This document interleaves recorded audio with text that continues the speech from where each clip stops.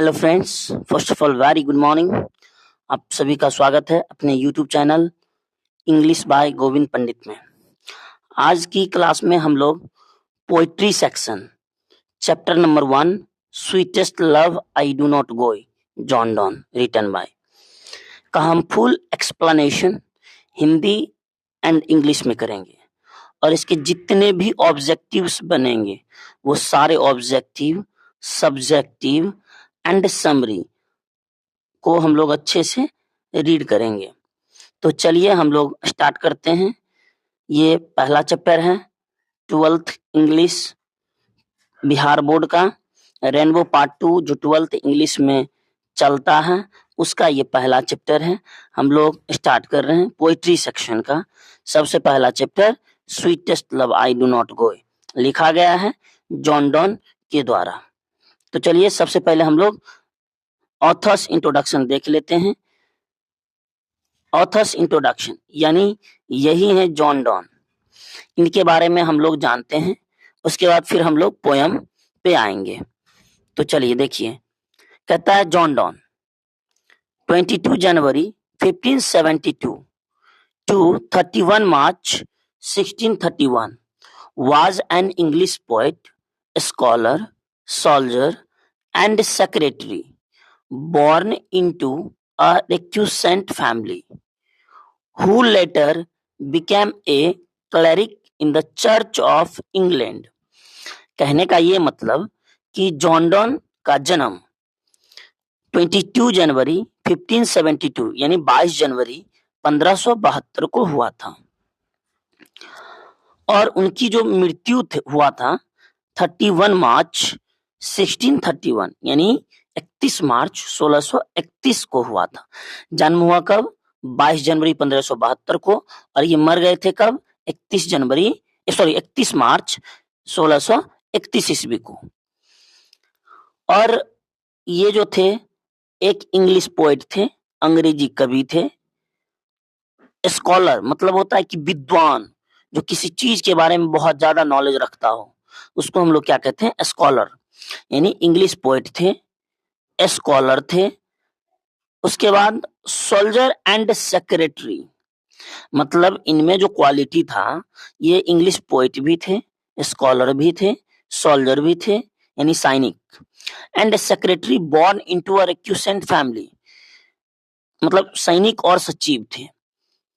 वे एक ऐसे परिवार में जन्मे, हु लेटर, यहाँ पे कहता है and secretary born into a recusant family, वो एक ऐसे परिवार में जन्मे थे जो कैथोलिक धर्म को मानता था। मतलब कहने का ये मतलब है कि जॉन डॉन का जन्म जो हुआ था 22 जनवरी 1572 ईस्वी को हुआ था।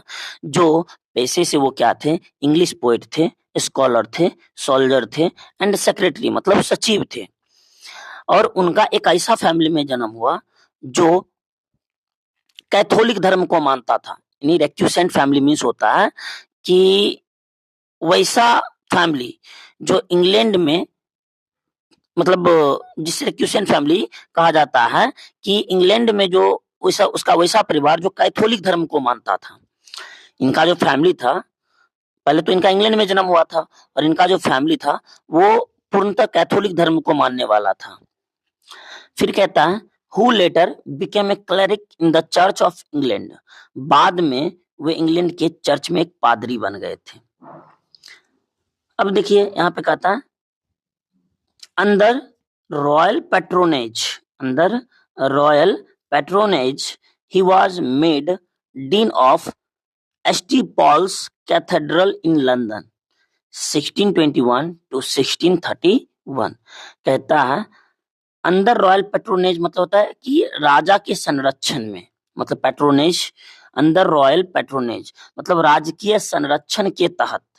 ही was made dean of central Paul's cathedral in London, मतलब यहाँ पे इसका मतलब हुआ st Paul's cathedral in London का कि राजकीय संरक्षण के तहत, मतलब अंडर रॉयल पैट्रोनेज राजकीय संरक्षण के तहत इन्हें लंदन के सेंट पॉल कैथेड्रल का डीन यानी मतलब होता है मुख्य पादरी बनाया गया था। 1621 ईस्वी से 1631 ईस्वी के बीच। अब देखिए कहता है his poetical works are noted for their metaphorical and sensual style. कहने का ये मतलब कि उनकी कविताओं का जो रूप है वो मेटाफोरिकल स्टाइल यानी मेटाफोरिकल स्टाइल में लिखी गई है। मतलब his poetical works are noted for their metaphorical and sensual style and include sonnets, love poems, religious poems, Latin translations, epigrams, elegies, songs and satires. अब देखिए कहता है उनकी कविताओं का जो रूप है वो क्या है कि मेटाफोरिकल और सेंसुअल शैली के लिए जाना जाता है और इसमें सोनेट्स, प्रेम कविताएं, धार्मिक कविताएं, लैटिन अनुवाद, एपिग्राम्स, एलिजीज, गीत और सटायर्स शामिल हैं। मतलब मेटाफोरिकल का मतलब यहाँ पे ये होता है कि उपमाओं का इस्तेमाल करना। जैसे किसी का उपमा दे के हम लोग किसी चीज को तुलना करते हैं ना, किसी का उपमा दे के हम किसी चीज को तुलना करके समझाते हैं, उसको हम लोग क्या कहते हैं, मेटाफोरिकल। मतलब इनका जो कविता का स्टाइल था वो मेटाफोरिकल था, मतलब किसी चीज का उपमा दे के किसी चीज को समझाना वो था, राइट। और सेंसुअल का मतलब होता है भोग या शारीरिक अनुभवों से जुड़ी कविताएं जो प्रेम और आकर्षण को व्यक्त करता हो, राइट। अब देखिए इस इनके जो कविताओं का प्रकार जो था वो सोनेट्स था, लव पोएम था और रिलीजियस पोएम आदि प्रकार के इन्होंने अलग अलग कविताएं मतलब लिखे थे। फिर कहता है he is also known for his sermons. मतलब वो अपने उपदेशों के लिए भी जाने जाते हैं। सेरोमन्स का मतलब होता है कि धार्मिक उपदेश जो पादरी द्वारा ईश्वर और धर्म के बारे में दी जाती है। मतलब जो पादरी द्वारा धर्म और ईश्वर के बारे में जो दी जाती है उसे हम लोग क्या कहते हैं, सेरोमन्स कहते हैं। जॉन डॉन के उपदेश बहुत प्रभावशाली थे और उन्हें इसके लिए भी पहचाना जाता था। बात समझ गए? तो ये मेरा क्या था, ऑथर्स इंट्रोडक्शन था। ऑथर्स इंट्रोडक्शन आई होप अच्छे से समझ आया होगा। अब हम लोग इसके पोयम के बारे में बातचीत करते हैं। तो चलिए देखते हैं इसके पोयम के बारे में। कहता है sweetest love I do not गो। मतलब इसका जो पोयम है sweetest love I do not गो, कहने का ये मतलब कि यहाँ पे जो जॉन डॉन जी जो है, ये जो पोयम लिखा गया है जॉन डॉन जी के द्वारा, जॉन डॉन अपनी प्रेमिका से कहते हैं कि प्रेमिका मैं तुम्हें छोड़कर नहीं जाऊंगा। अब यहाँ पे बात समझिएगा कि स्वीटेस्ट मतलब प्रेमिका, लव समझ ही रहे हैं, sweetest love I do not गो। अब जो देखिए GOE गोय, GOE गोय का यहाँ पे ओल्ड इंग्लिश वर्ड है GOE गोय। अभी ओल्ड इंग्लिश में GOE गोय कहा जाता था और इसे अभी मॉडर्न इंग्लिश में हम लोग क्या कहते हैं, GO गो। मतलब गोई मतलब जाना। अब यहाँ पे कह रहा है कि जॉन डॉन अपनी प्रेमिका से कहता है कि sweetest love I do not go for weariness of thee. यहाँ पे हो रहा है कि प्रियतम मैं इसलिए नहीं जा रहा हूं कि तुमसे थक गया हूं। Nor in hope the world can show a fitter love. Fitter का मतलब यहाँ पे हो रहा है बेटर। फिटर का मतलब यहाँ पे क्या हो रहा है, बेटर लव फॉर मी। अब देखिए यहाँ पे ओल्ड इंग्लिश में MWE मी का मतलब होता है मी, न्यू मॉडर्न इंग्लिश में। तो यहाँ पे कहता है पहले हम लोग अच्छे से पढ़ ले तो उसके बाद इसका लाइन बाय लाइन एक्सप्लेन हम लोग कर लेंगे। देखिए कहता है यहाँ पे कि sweetest love I do not go for weariness of thee, nor in hope the world can show a fitter love for me, but since that I must die at last, it is best to use myself in jest, thus my friend deaths to die। अब यहाँ पे बात समझिए। फिर कहता है yesternight the sun went hence and it is here today. देखिए ये जो पोएम हम लोग पढ़ने जा रहे हैं sweetest love I not go, ये 5 स्टेंजा से मिलके बना हुआ है। ये जो पोएम है ये 5 स्टेंजा से मिलकर बना हुआ है।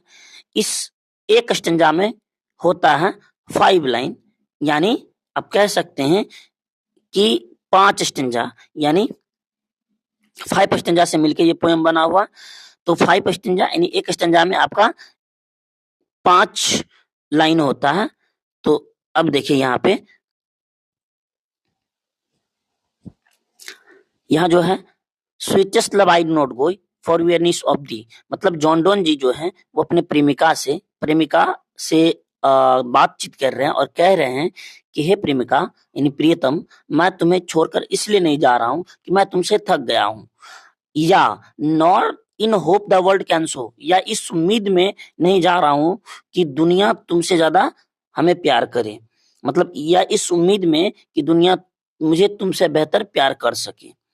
But since that I must die, लेकिन क्योंकि मुझे अंत में एक दिन मरना ही मरना है, इससे अच्छा है कि हम लोग जो भी शेष जीवन बचा हुआ है उसको खुशियों में हम लोग लगाऊं। 10 बाय फ्रेंड 10 टू डाई, ऐसे बहाने से मरना अच्छा है कि हम लोग जो रेस्ट बच जाता है, जो भी रेस्ट जीवन बचा हुआ है उसको हम लोग खुशियों में ये करें। अब कहता है yesternight the sun went hence and yet is here today, कल रात सूरज चला गया और आज भी यही है।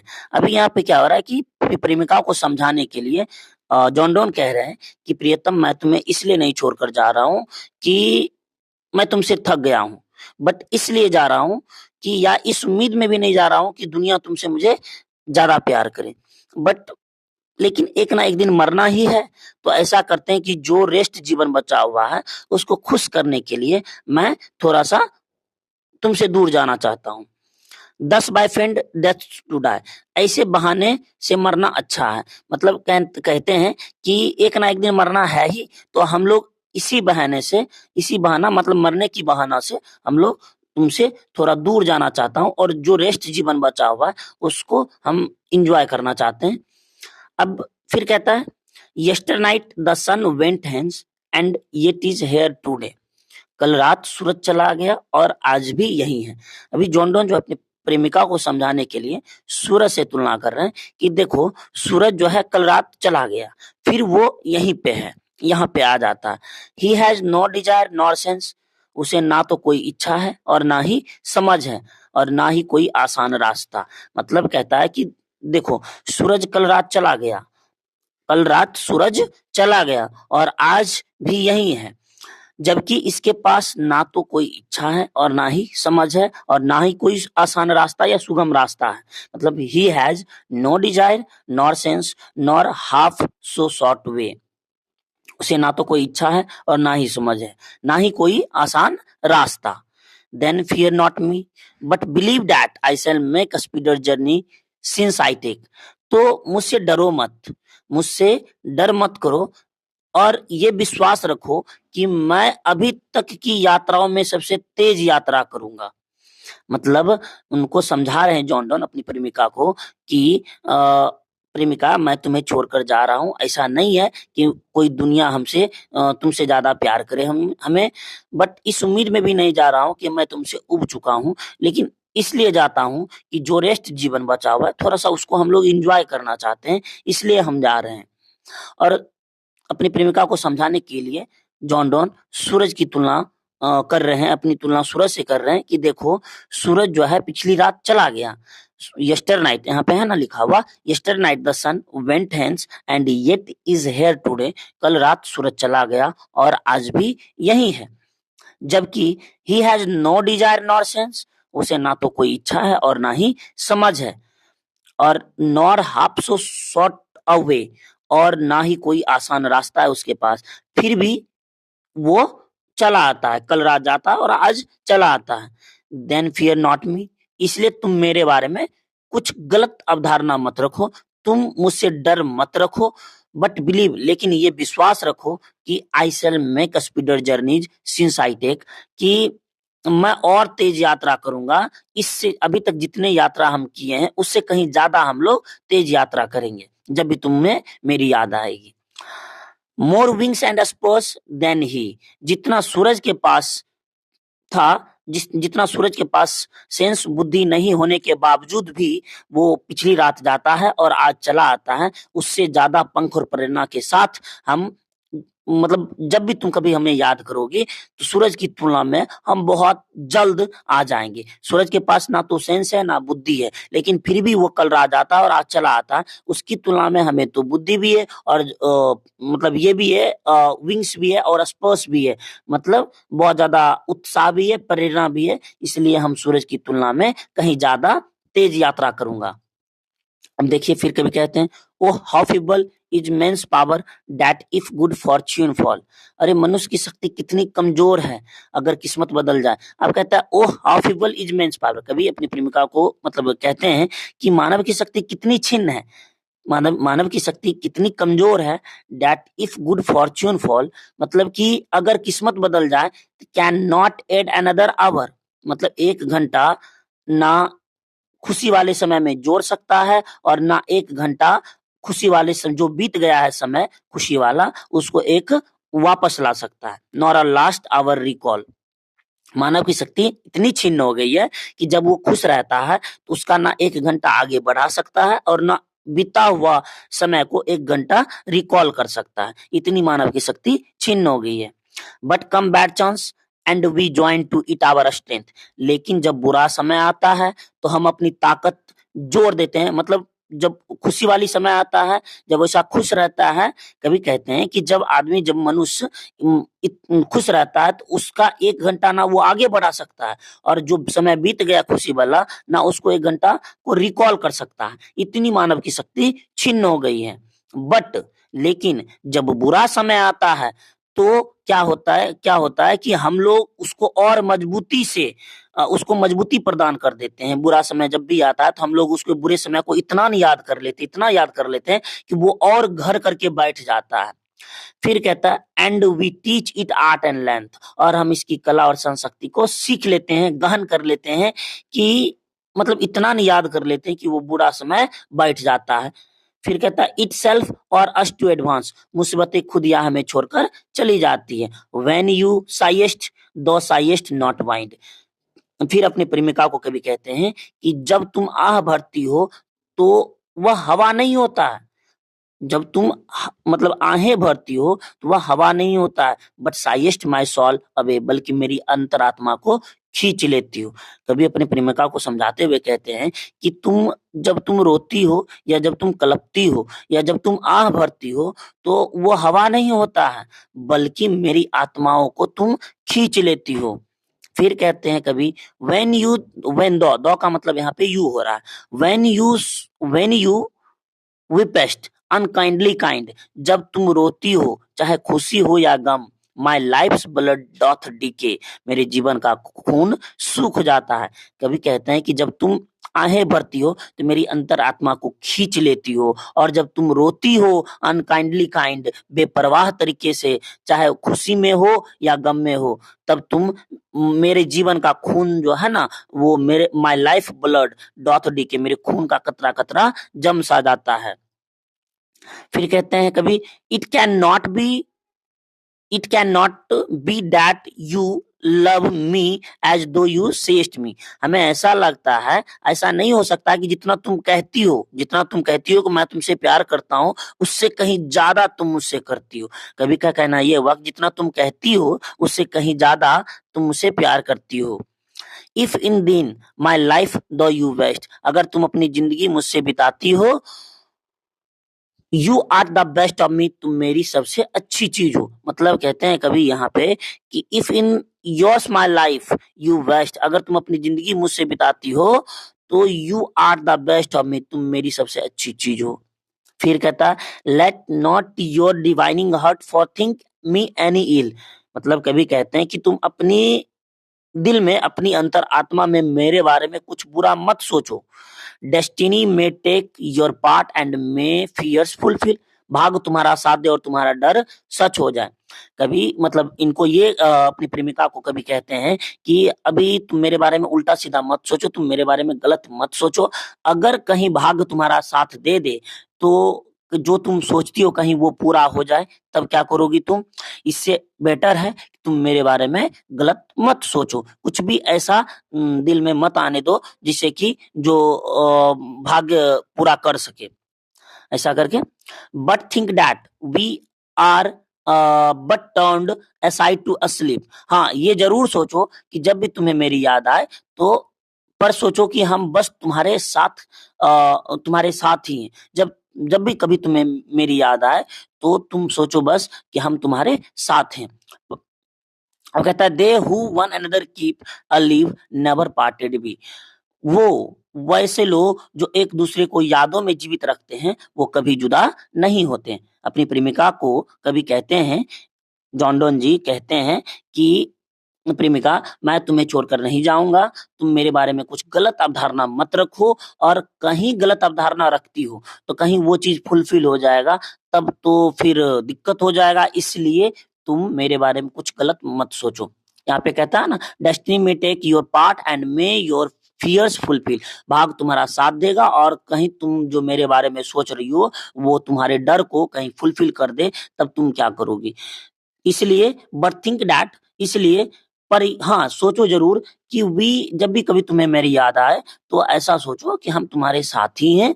हाँ, वो लोग जो एक दूसरे को यादों में जीवित रखते हैं, they who one another keep alive never parted भी, वे एक दूसरे से कभी जुदा नहीं होते हैं। कभी अपनी प्रेमिका को समझाते हुए कह रहे हैं ये सभी बात। तो आज का पोएम ये था। पोएम आई होप अच्छे से समझ आया होगा।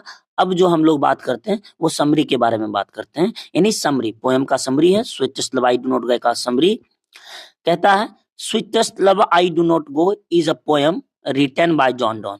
Sweetest love I do not go जो है एक कविता है जो लिखी गई है जॉन डॉन के द्वारा। ए renowned metaphysical poet born in 1572 and who died in 1631। मतलब कहता है कि मेटाफिजिकल पोएट है, मेटाफिजिकल पोएट की जॉन डॉन के द्वारा लिखा गया है, स्विट्जरलैंड बाय नोट गो, जिनका जन्म 1572 में हुआ था और वो मर गए 1631 ईस्वी में।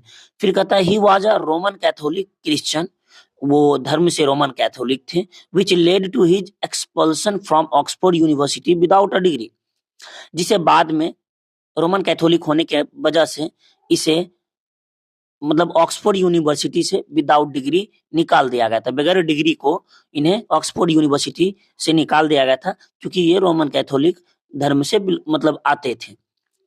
John Donne also worked on songs and sonnets and sermons. John Donne जो थे वो सॉन्ग्स, सोनेट्स एंड सेरोमन्स पे भी काम किए थे। This poem written for his wife and lover Anna More. अब इनकी जो पोएम है वो लिखी गई है अपनी इनकी पत्नी या प्रेमिका एन्ना मोर के बारे में। Deals with the theme of separation, जो जुदाई के वक्त मतलब जुदा जब अपनी प्रेमिका से हो रहे थे जॉन डॉन, उस समय ये कविता लिखे थे अपने एन्ना मोर के लिए, अपनी प्रेमिका एन्ना मोर या पत्नी एन्ना मोर के लिए। द पोएम कंसिस्ट, कहता है the poem consist of 5 stanza. ये जो पोएम है वो 5 स्टेंजा से मिलके बना हुआ है। Each following the rhythm scheme A B C D D C. मतलब ये जो कविता है ये 5 स्टेंजा से मिलके बना हुआ है। हर एक स्टेंजा का लाइन एक दूसरे से तुकबद्ध है। इन द फर्स्ट स्टेंजा, पहली स्टेंजा में, the poet reassures his beloved that he is not reassures his beloved that he is not leaving her out of weakness or for another's affection but out of duty।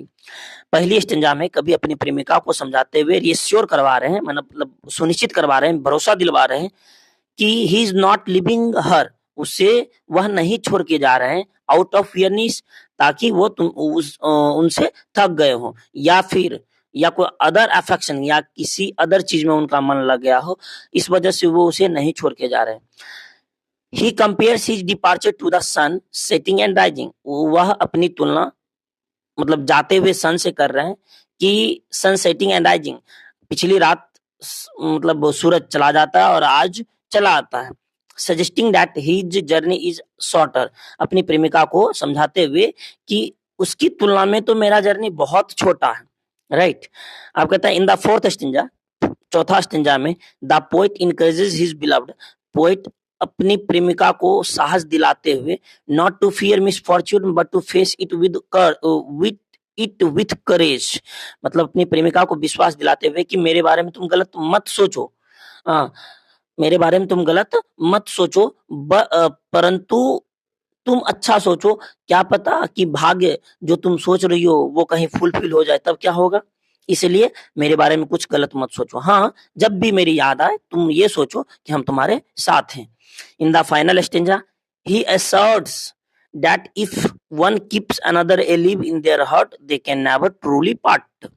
कहता है कि final stanza में कवि अपनी प्रेमिका को कहते हैं, ही असर्ट, जोर देते हैं कि यदि कोई एक दूसरे को यादों में जीवित रखते हैं तो वो लोग कभी पार्टेड नहीं होते हैं, कभी अलग नहीं होते हैं। तो ये आपका समरी था, समरी का लाइन बाय लाइन एक्सप्लेनेशन। अब बात करते हैं इसके क्वेश्चन आंसर। क्वेश्चन आंसर में है, कहता है why does the poet want to go away from his beloved in sweetest love I do not गो।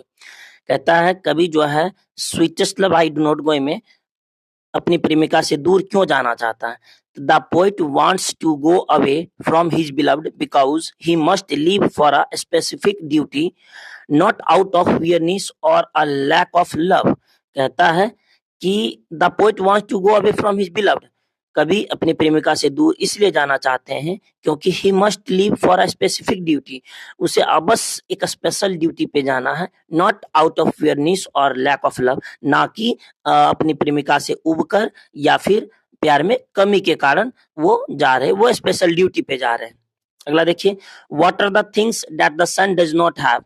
ऐसा क्या चीज है जो सूरज के पास नहीं है। देखिए, the sun does not have desire and sense, sun के पास ना डिजायर है और ना सेंस है। अगला, what will make the speeder's journey speaker's journey स्पीडर।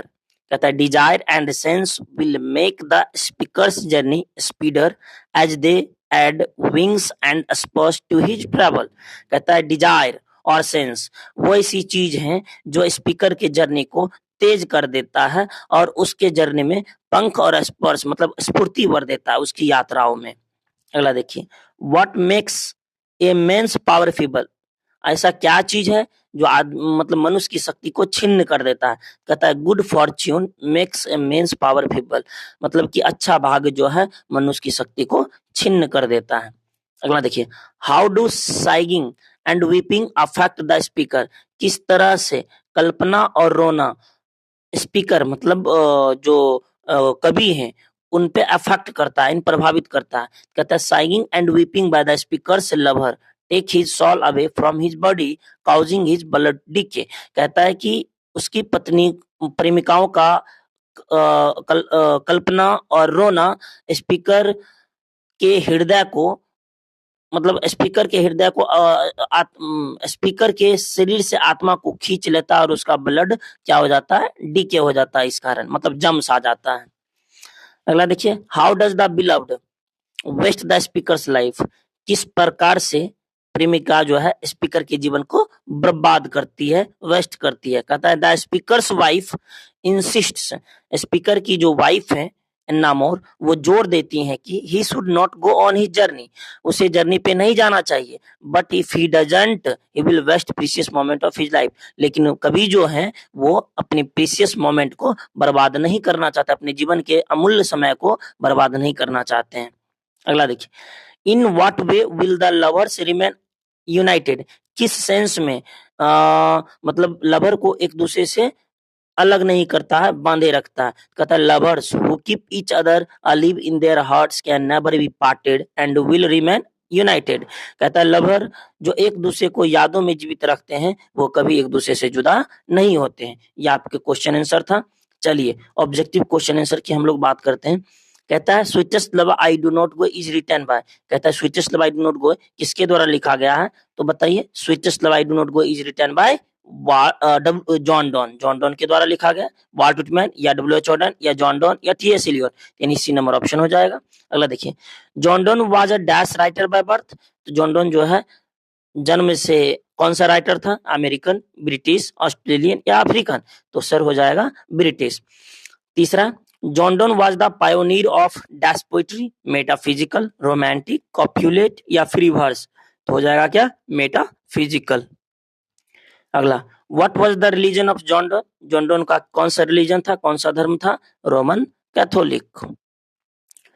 During the 15th century Europe was dash, anti orthodoxy, anti Protestantism या anti Nestorianism, anti Catholic, anti Catholic इसका ऑप्शन हो जाएगा। अगला देखिए, John Donne was forced to leave dash university without a degree. तो John Donne को without degree निकाल दिया गया था किस यूनिवर्सिटी से, स्टैनफोर्ड या हार्वर्ड या कैलिफोर्निया या ऑक्सफोर्ड, तो ऑक्सफोर्ड यूनिवर्सिटी से, यानी इसका ऑप्शन आपका D. John Donne was a scholar of dash, law, theology, biology, law and theology, तो option number D, law and theology. फिर कहता है at the age of dash John Donne accepted the ordination in the Anglican church, कितने मतलब as में, कितने साल में जॉन डोन जो थे एक्सेप्ट किए थे ordination in the Anglican church, Anglican church को, तो 42 ईयर में उनको एक्सेप्ट मतलब किए थे एंग्लिकन चर्च को। अगला देखिए, who among them was sent to prison for secretly marrying his patron's niece, किसे मतलब जेल भेज दिया गया था सेक्रेटरी मैरिंग मतलब चोरी चुपके शादी करने के कारण, मतलब जॉन डोन जी को, जॉन डोन जो थे वह अन्ना मोर से चोरी चुपके शादी कर लिए थे, इस कारण इसे जेल भी जाना पड़ा था। John Donne is well known for dash song and sonnets, satires, elegies and sermons, all of the above, हो जाएगा ऑल ऑफ द एबव यानी डी। जॉन डोन जो है इस सारे नाम से जाने जाते हैं। अगला, sweetest love I do not go is A dash poetry of romance, separation, war, tragedy. Sweetest love I do not go जो है किस तरह का पोइट्री है, तो सर सेपरेशन नाम तरह का पोइट्री है, यानी B number option. 12, sweetest love I do not go is of dash stanza, कितने स्टेंजा से मिलकर बना हुआ है सर, 5 स्टेंजा से बना हुआ है, ओके, यानी सी नंबर ऑप्शन हो जाएगा। They who keep one another alive can never dash be alone, be happy, be angry, be parted, option be parted यानी डी नंबर ऑप्शन। अगला, sweetest love I do not go for dash of the weariness of the, weariness या weariness, तो option number लगभग दोनों का same है, ए और D, तो डी वियरनेस मतलब उब जाना, यह है पोयम का एक लाइन उठा के दे दिया। 15, dash the went hence and yet is here today, fortnight, yesternight, yesterday night या टूडे, तो हो जाएगा क्या, यस्टर नाइट। अगला 16, O how feeble dash is man's power that if good fortune fall can not add another hour, कहता O how feeble is man's power, मतलब आदमी की शक्ति कितनी छिन्न हो गई है, that if good fortune fall, कि एक घंटा अपने अच्छे भाग में ना जोड़ सकता, can not add another hour, और ना ही एक घंटा उससे रिकॉल कर सकता है, यानी हो जाएगा वही फिबल, ए नंबर ऑप्शन। अगला, the speaker's beloved sighs away air smoke soul wind, क्या हो जाएगा, soul. The speaker's life beloved decays when, speaker का लाइफ कब डिके हो जाता है, कब उसके लाइफ का ब्लड डिके हो जाता है, तो ऑप्शन हो जाएगा बी यानी weep. The speaker's life beloved decay when, जब स्पीकर की वाइफ जो है रोती है, कराहती है, उस समय स्पीकर का जो ब्लड है वो जम सा जाता है, यानी B number option. The speaker asks his beloved not to forethink him any bad thing, any ill, any bad news, none of these, तो एनी इल, स्पीकर अपनी प्रेमिका से कहते हैं कि मेरे बारे में कुछ गलत मत सोचो, पहले मेरे बारे में कुछ गलत मत सोचो, कहीं भाग्य वो चीज फुलफिल कर दे तो फिर क्या होगा। तो चलिए अब हम इसके इंपॉर्टेंट नोट्स को देख लेते हैं। ए वन लाइन में कहता है sweetest love I do not go is a lyric composed by John Donne, sweetest love I do not go जो है लिरिक्स है जिसे कंपोज किया गया है जॉन डोन के द्वारा। अगला, John Donne is a metaphysical poet from England, John Donne जो थे मेटाफिजिकल पोइट है, इंग्लैंड के रहने वाले हैं। He is well known for his song and sonnets, satires, elegies and sermons. अगला देखिए, John Donne was going to Germany leaving his beloved behind, कहता है कि प्रेमिका को छोड़ के जॉन डोन जर्मनी जाना चाहते हैं। अगला, he wants to go away because he is not tired of his beloved, वह इसलिए जाना चाहते हैं क्योंकि वो अपनी प्रेमिका से नहीं थके हुए, वो रेस्ट जीवन को पुलकित करने, आनंद में जीने के लिए जाना चाहते हैं, जो भी रेस्ट जीवन बच गया है। अगला, John Donne says death is certain, यहाँ पे अगर यहाँ से क्वेश्चन बन सकता है कि who says death is certain, आप आराम से कह सकते हैं कि John Donne says death is certain. अगला, John Donne was a British poet या इंग्लिश पोइट, यहाँ पे कहता है John Donne was a British poet या इंग्लिश पोइट। अगला, he was forced to leave Oxford University without a degree, यहाँ से क्वेश्चन बन सकता है किसे, मतलब who was forced to leave, हुम was forced to leave Oxford University without a degree, किसे विदाउट डिग्री ऑक्सफोर्ड यूनिवर्सिटी से निकाल दिया गया था? तो जॉन डॉन को। अगला, he will make quicker journey than the sun. कौन मतलब अपनी यात्रा जो है सन की तुलना में बहुत जल्दी कर लेता है? तो पोइट इन्हीं जॉन डॉन। तो ही शब्द जो है अभी जॉन डॉन के लिए आया हुआ है। अगला, according to the poet the sun has no desire nor sense. कवि के अनुसार मतलब सूरज के पास ना तो बुद्धि है, ना तो सेंस है, ना तो इच्छा। अगला, he wants to gladly accept death. Who wants to gladly accept death? John Donne. John don हंसते हंसते मरना चाहते हैं, मतलब हंसते खुशी खुशी एक्सेप्ट करना चाहते हैं मृत्यु को। John Donne was born in 1572 and died in 1631। John Donne का जन्म 1572 में हुआ और 1631 में डेथ कर गए। अगला, the poet intends to go an on a longer journey than the sun. कवि का इरादा है कि वो सूरज की तुलना में लंबी यात्रा पे जाए। अगला, according to the poet man's power is very weak. कवि के अनुसार मनुष्य की शक्ति जो है बहुत कमजोर है, बहुत छिन्न है। अगला, the poet compares his journey with the sun. कवि जो है अपनी मतलब जर्नी, अपनी यात्रा की तुलना किससे करते हैं? तो सन से करते हैं। अगला, the meaning of weariness is tiredness. इसका वियरनेस का मतलब क्या होता है? टायर्डनेस मतलब थक जाना। तो चलिए आज की क्लास यहीं तक था। If you are going through hell keep going. आप लगातार बढ़ते रहिए, ये आज का कोटेशन था। तो चलिए हम लोग फाइनली स्वीटेस्ट लवाइड नोटबुक का summary, objectives, question answer and authors introduction, साथ ही पोएम का लाइन बाय लाइन एक्सप्लेन किए हिंदी में। तो आप लोग से रिक्वेस्ट है, आप इसे जरूर देखिए और दोस्तों के साथ भी शेयर कीजिए ताकि उनका भी ये हो गया। फिर कल हम लोग नेक्स्ट चैप्टर की बात करते हैं। 12th पोइट्री सेक्शन हम लोग स्टार्ट किए हुए और इसके नेक्स्ट चैप्टर की हम लोग बात करते हैं। तो इसी तरह चलिए, थैंक यू। आज की क्लास यहीं तक। मिलते हैं कल, तब तक के लिए smart, good night, bye, see you.